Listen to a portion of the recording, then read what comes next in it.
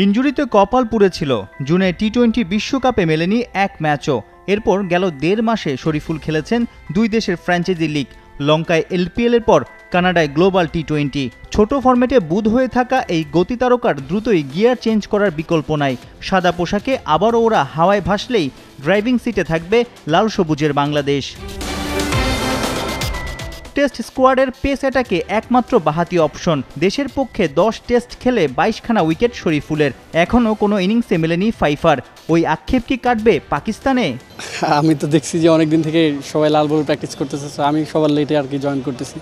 একটু কষ্ট হবে, বাট চেষ্টা করবো ইনশাল্লাহ ম্যানেজ করার, কারণ এখনও অনেকদিন সময় আছে। সো যাতে ফিটনেসটা কন্টিনিউ করে, বোলিংটা করে ওয়ার্ল্ড কাপটা ওইভাবে নিয়ে যাওয়া যায়। রাওয়ালপিন্ডির ব্যাটিং সহায়ক উইকেটে গড়াবে বাংলাদেশ পাকিস্তান প্রথম টেস্ট। বাবর আজমদের দেশে কখনো টেস্ট জয় তো দূরের কথা, ড্রও করতে পারেনি টাইগাররা। যদিও নতুন স্বপ্নের কথা শরীফুলের কণ্ঠে।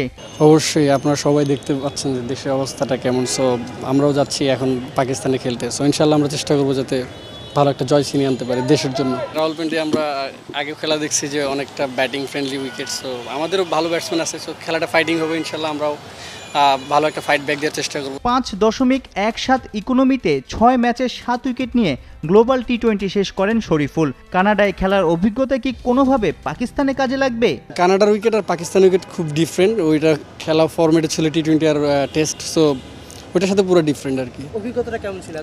ও আচ্ছা, অভিজ্ঞতাটা ছিল হলো আমরা এখান থেকে গেছি, ওইখানে একটা অন্যরকম একটা ওয়েদার ছিল। সো এই ওয়েদারে একটা ডিফারেন্ট।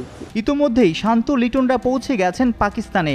বুধবার ঢাকা থেকে রওনা দিতে পারেন শরীফুল। সাইফুল রূপক, ৭১।